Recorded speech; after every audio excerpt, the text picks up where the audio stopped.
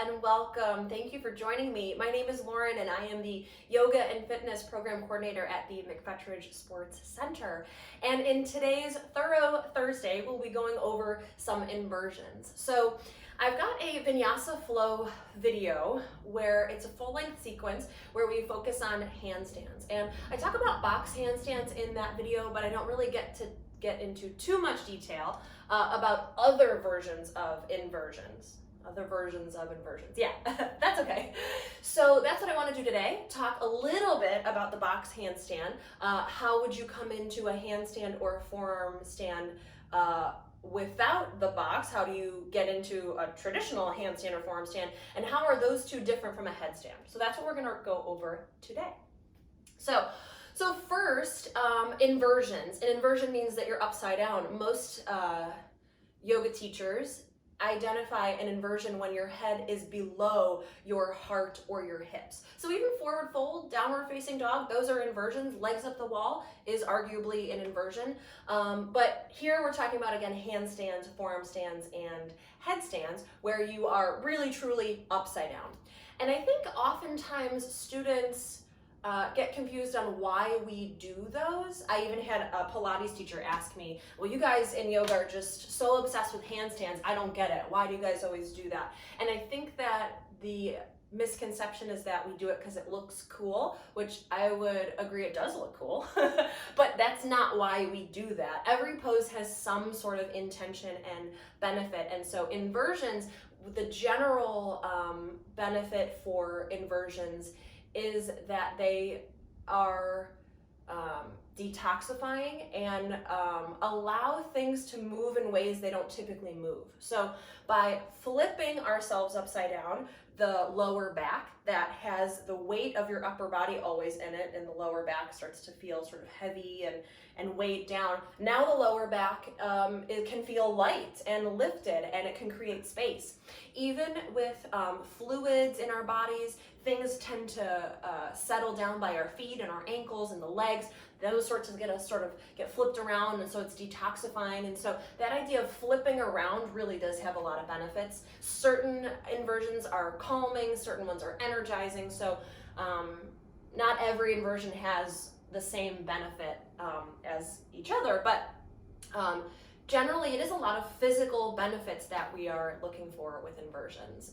Also, even little things like the fluid in your ear. It's not really a little thing, I guess it's little, but it's important. The fluid in your inner ear, which helps you with balance and proprioception, gets thicker as you get older. And as that fluid gets thicker, it doesn't move around quite as easily, and then that affects your balance and proprioception. But if you can flip around, whether that means a forward fold or a down dog or a handstand, that fluid can continue to move a little bit easier. It stays a little bit more fluid and can help you with balance. So that's a really good one too. One time at a training, I had a teacher that said that if you can't do a handstand or a cartwheel, at least spin around. You know how little kids spin around? Spin around a few times every day, because that'll help shake that fluid up. Okay, so box handstands. I already have a video on this, so we're not going to get too much into it, but you start sitting all the way up against the wall with your legs extended. You want to measure the length of your legs, because what we're going for is this shape upside down. My feet are going to be on the wall, my hands are going to be on the floor, my hips are going to be sort of here, out and away, not touching anything. So we're really going to flip this shape around. So we're looking for this upside down. So I put my hands where my feet are. So I measure where my feet were. I put my hands here. Okay, so handstand and forearm stand are fairly interchangeable. I, in my body, very much rather doing a forearm stand. So that's what I'm going to be working on today. But handstand is the exact same thing. Whatever you're putting on the ground, it's under your shoulders. So it's either hands under shoulders or elbows under shoulders. When you're in a forearm stand, traditionally, in the most ideal version of this pose, palms would be down, forearms would look like the number 11, fingers spread wide. But most often, the shoulders are tight, so the hands sort of creep together. They can do palms together, interlace the fingers, wrap the hands, whatever you want, but just don't squeeze. You can push into the floor, but don't squeeze each other. This does not make the pose any better. Okay, so you can interlace your fingers, just let them be soft. You let your head hang, you keep your toes on the floor. You let your heels come onto the baseboard, and you come into a short down dog or dolphin, depending on if you're on your hands or your forearms. Okay, and you bring one arm upside down, everything gets truly turned around. One foot up to about the height of your hips, more or less, wherever that may be. And then the other foot. So feet hip distance, toes pointing forward, which is down towards the baseboard now. And a lot of times students kind of get stuck here, and that's okay, but we try to work on lengthening the legs. And the hope is that I look sort of like a square, so that from my elbows to my hips, I'm a straight line. From my hips to my heels, I'm a straight line. And if I feel really comfortable, I can work on one foot up here, and then the other. I make sure my hands are relaxed, but my arms are engaged, and then we lower down. When you lower down, come into some version of a child's pose. I like to stack my two fists and rest my forehead on my fist. But what we're really going after is, instead of going from upside down to right side up, we want to pause halfway. So we were upside down, now we're sort of level, head, heart, hips, more or less in a straight line. And then from here you can decide to do the box handstand again, or if you want to come upright. But you give yourself some time to sort of come back, catch your breath. Okay. So again, that can be done the exact same way, just with your hands on the ground instead of your forearms on the ground. Okay. But if you're thinking to yourself, I do that with one leg and I do it with the other leg and I need a little bit more work and effort, here's where we're going with that. So if you're brand new to handstands, brand new to inversions, you are going to continue working on those box handstands. You are going to continue to make that shape. So I'll show you for just a moment what it looks like with your hands. So hands shoulder distance, looking down, toes on the mat, heels on the wall, short down dog, one foot up, then the other. You might get stuck here, and that's okay. Or straighten, maybe lengthen, whatever you need to do. But the hope again is that my hips more or less look like a right angle, and I look like a square from the side. So oftentimes this is called a wall handstand, box handstand, square handstand, something like that. Okay. So again, if you're totally new, this is where you start. This is where you start to explore what it's like to be upside down. All right, but again, if you are thinking to yourself, I need more, that's not enough. That's okay. So you're going to try kicking up. So kicking up into a handstand is the idea of facing the wall and kicking up so you end up upside down, hands down here, feet up here, facing away. You're not going to face the wall. Oftentimes when we teach handstands to little kids, like 3 to 5 year olds, we do it differently. They face the wall. You're going to face away. I had another thought, but I lost it. It'll come back to me. I've got lots of thoughts with all this. So one comes in as I'm saying another one, but it'll come back to me. Okay, so with this, with kicking up, it's if you're able to do a cartwheel, it's almost like you're about to do a cartwheel, but the wall stops you and you sort of stop halfway, if that helps. It's like you're going to do a flip or a cartwheel. Now in gymnastics, I've had some yoga students who came from gymnastics backgrounds, and they like to do their handstands truly like running from across the room and flipping up. They sort of take several steps and with like lots of momentum. That's a gymnastics way to do a handstand. We don't like to do that in yoga. It's not about momentum and moving quickly. It's really about using your muscles and getting yourself there in a slow and controlled way. Which brings me to my next point, and then I will demonstrate. So one of the biggest differences between a headstand and a forearm stand or a handstand. Forearm stand and handstands are fairly interchangeable. It's really the same sort of thing. Just do you want this touching the ground, versus this touching the ground? Really everything else stays the same. You can use a little bit of momentum because you're using the strength of your upper body, and if you know your upper body and your core are turned on and your neck is relaxed, you're good, and you can kick the legs up and you can kick into it. When your head is resting on the floor, it doesn't matter if the hands are also on the floor or the arms are resting on the floor, it doesn't matter. If your head is touching the ground, you're not allowed to kick up. No kicking up. Can't kick up. no kicking up. If your head's touching the floor, you can't kick up. So when you're in a forearm stand, which is what I'm going to be doing, my head's not touching the ground. My head is not touching the ground. It might look like it's touching the ground. My bun might even be touching the ground, but my head is not resting. My neck will be super relaxed, super effortless and soft and gentle. My neck's not going to be working. My head's not going to be touching the ground. So that's a huge difference, because you can't kick up when your head's touching the ground, because now your neck, no. So how you get into a headstand without kicking up is actually something I cannot even demonstrate. It takes a lot of work. It's more or less the same sort of thing where you're facing away, head on the ground, and you use the strength of your abs. You draw your knees in, feet up, and you slowly lift up. I honestly, truly, I wish I was kidding, but I can't demonstrate that. So I can't demonstrate that. We're not going to go through that today. But if your head's touching the ground, you need to use the strength of your body and move very, very slowly. Okay, that's crucial. So head touching the ground, you use your core. No head touching the ground, hands or arms, you can use a little bit more momentum. We can kind of jump into it. Okay. So it's just all about protecting your neck, right?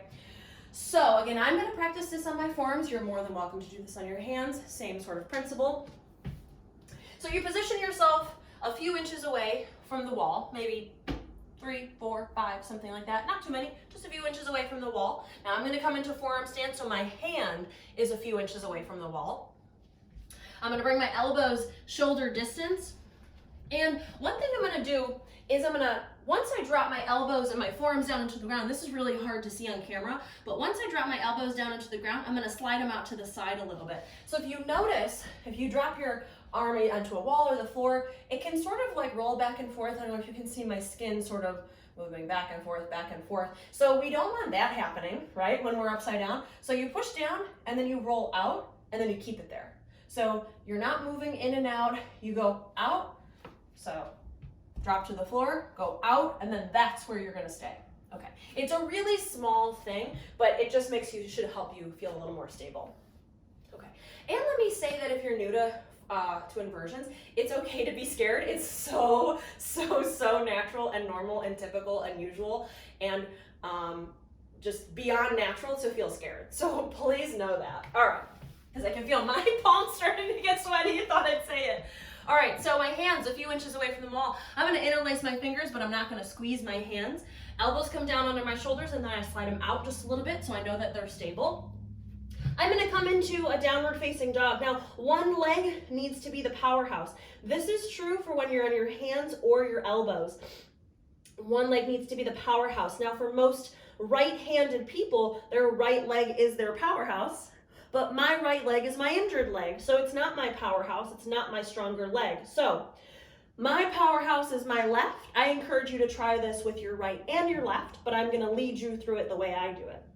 So my left foot, which is my powerhouse, comes a little bit closer to me. The heel is off the ground, the knee is bent. My left leg is about to be working hard. Okay, so I give it everything it needs. It comes a little closer, I push the ball onto my feet down into the ground.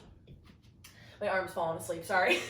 But the back leg, my injured leg, so not the powerhouse, it's gonna be our guiding leg. The guiding leg is gonna stay straight and long throughout the action. The second that we start to lift up, that knee is gonna wanna bend. So my right leg needs to stay straight, but as I lift, I'm gonna be tempted to bend the knee. But a bent knee is not gonna help guide very well. It needs to be straight and long, okay? Here we go. Left knee forward, powerhouse, strong, pushing into the floor. Right leg long and back, just resting ever so softly on the floor.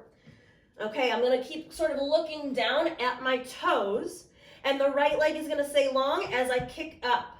The left foot just pushes down into the ground to lift everything up. Left knee stays bent for a while, right leg stays straight.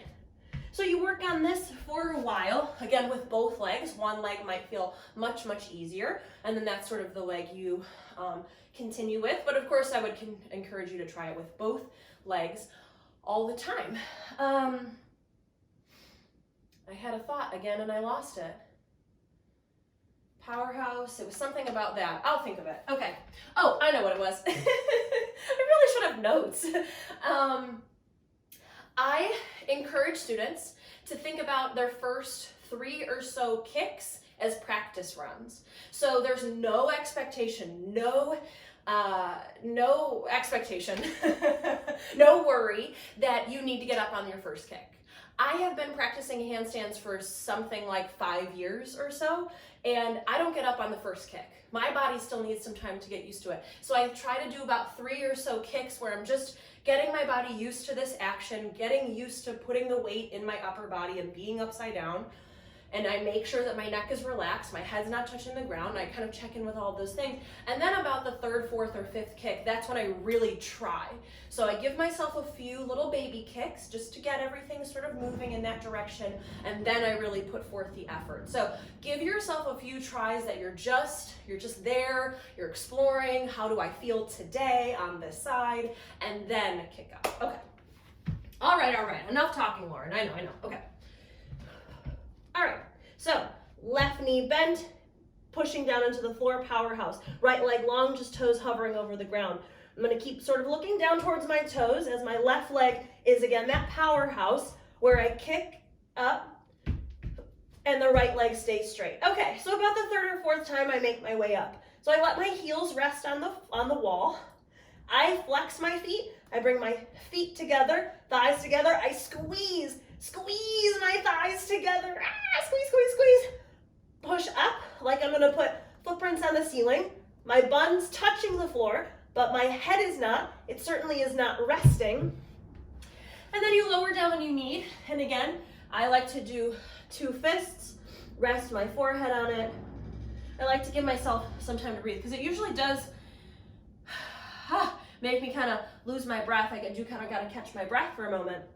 So I like to give myself space. I don't like my face pushed down into the floor at the same time when I'm trying to catch my breath. So I give myself a little space. Okay, and then I come up. All right, so again, head wasn't touching the ground. Bun was like touching the ground, but not resting. Certainly my neck was relaxed, my jaw was relaxed, muscles in my face. Now, in reality, in a forearm stand, you really should be looking at the floor. I find that feels really unnatural for me. So I look forward. I look sort of towards the center of the room or towards the length of my mat. But if you want to practice looking down, so that's in a handstand or a forearm stand, looking down at the floor. So let me show you what that looks like. Interlace the fingers, let them be soft. Push the elbows down, draw them out to the side. Stagger the feet. Left foot is firm on the floor, left knee bent, right leg stays long. And then I kick up a few times until I get there. And then look down. And then squeeze the heels together, the thighs together. So this doesn't really feel so good in my neck. So I don't take that option, even though it is the more traditional way to move through that pose. So that is entirely your call. I would probably encourage you to try it that way. And then see how you feel. Okay, so one more step. If you're feeling like, okay, yeah, I can kick up, that's easy. I still need something more. So you want to work on balancing, not using the wall. So you're leaning on the wall in what we were just doing, but if you're looking for something that's more challenging, you don't want to use the wall, or you want to start to learn how to no longer use the wall, you're in good company, because that's actually where I'm at with my forearm stand practice. I'm still figuring out how to get away from the wall. I know how to, I just gotta do it. So for either one, whether it's a handstand or a forearm stand, you're gonna position your hands a forearm's distance away from the wall. So that is regardless of whether you're doing a forearm stand or a handstand. This does not apply to a headstand. Okay. So a forearm's distance away, that's where you put your hands. So whether it's a handstand or whether it's a forearm stand, that's where that goes, because we're gonna bend the knees, so we need to be a shin's distance away from the wall. Okay, so same idea, drop the forearms, draw the elbows out. Interlace, you can do it again, whatever you want, but as long as you don't squeeze. I'm gonna continue to look the way I look, which is the incorrect way, but you can do the right way if you want. Let's make my nose run. Okay, left foot forward, right leg back. And now we've got to kick a lot harder, because before I was only a few inches away from the wall. Now I'm much farther away. Okay, but now I can bend my knees, and my knees from the crown of my head to my knees is still a straight line. So we don't want like a back bend. Oh, that doesn't feel good. We want the knees bent, feet flat. We squeeze the inner thighs together. We let one foot lift. Come up to the toes on the other foot. And then we try to let that foot come away from the wall. So you bend your knees. Let one foot come away from the wall, foot towards the ceiling. Come to the tip of the big toe on the other foot, and then try to let that one come away. I don't know if I described it that well when I was in it, because it was a lot to do and think at the same time. But that's more or less what that looks like. So it's the same thing if you're on your hands or your elbows. You're still a forearm's distance away, because your forearm and your shin are more or less the same length, and you need your knee to be able to be bent like that, sort of parallel with the floor, parallel with the ceiling. So foot is flat, knee is bent, and then you lengthen. Because we don't want to be in a back bend while we're in a traditional handstand or forearm stand. So what we don't want, again, was that back bend. I was just gonna say I'll demonstrate it, but actually it really didn't feel good, so I'm not going to. But we're not looking for a back bend. You don't wanna have this sort of banana shape in your body when you're in a forearm stand or a handstand. Now there are versions, there's scorpion pose, there's versions of inversions that are back bends, but the basic ones are a neutral spine. We basically want like a Tadasana, a mountain pose upside down.